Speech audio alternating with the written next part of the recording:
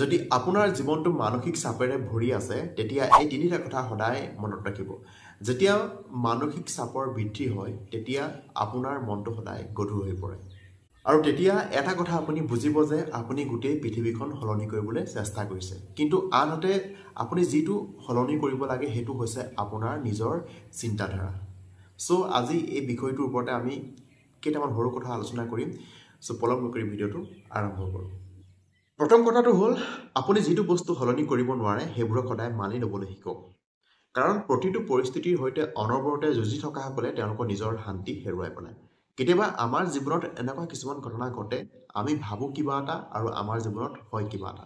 আৰু এটা কথা সদায় মনত ৰাখিব লাগে, প্ৰতিটো সমস্যাৰ সমাধানৰ আমাৰ তিনিটাই অপশ্যন থাকে। হয় সেই সমস্যাটো আপুনি গ্ৰহণ কৰক, নহয় সেই সমস্যাটোক সমাধান কৰক, নহয় সেই সমস্যাটোক পাহৰি যাওক। গতিকে যিটো বস্তু আমি কেতিয়াও সলনি কৰিব নোৱাৰোঁ তাক লৈ ইমান মনত চিন্তা কৰাৰ কোনো প্ৰয়োজন নাই। দ্বিতীয় কথাটো হ'ল আপোনাৰ নিজৰ চিন্তাধাৰাক নিয়ন্ত্ৰণ কৰিবলৈ শিকক। মানসিক চাপ কোনো বাহিৰৰ পৰা নাহে, আমাৰ মনৰ ভিতৰত ভয় আৰু চিন্তাৰ ফলত আমাৰ জীৱনত মানসিক চাপ উৎপন্ন হয়। আৰু যিসকল লোকে নিজৰ মনটোক নিয়ন্ত্ৰণ কৰি ৰাখিব পাৰে তেওঁলোকে প্ৰকৃত বিজয়ী হয়। গতিকে নিজৰ মনটোক কণ্ট্ৰল কৰা বহুত বেছি প্ৰয়োজন আছে, কাৰণ আমাৰ জীৱনৰ সুখ দুখ, জীৱনত সফল হোৱা বিফল হোৱা, আমাৰ চিন্তাধাৰা, এই সকলোখিনি কথা আমাৰ নিজৰ মনটোৰ ওপৰতেই নিৰ্ভৰ কৰে। তৃতীয় কথাটো হ'ল সদায় নিজৰ লগত অলপ সময় কথা পাতিব। যদি আপুনি নিজেই নিজৰ লগত সংযোগ স্থাপন নকৰে তেতিয়া মানসিক চাপ আপোনাৰ জীৱনৰ সংগী হৈ পৰিব। শান্ত মন লৈ নীৰৱে বহি আপোনাৰ নিজৰ ভিতৰলৈ আপুনি এবাৰ চাওক, আৰু এই মনতে আপোনাক জীৱনত আগবাঢ়ি যাবলৈ সদায় শক্তি প্ৰদান কৰিব।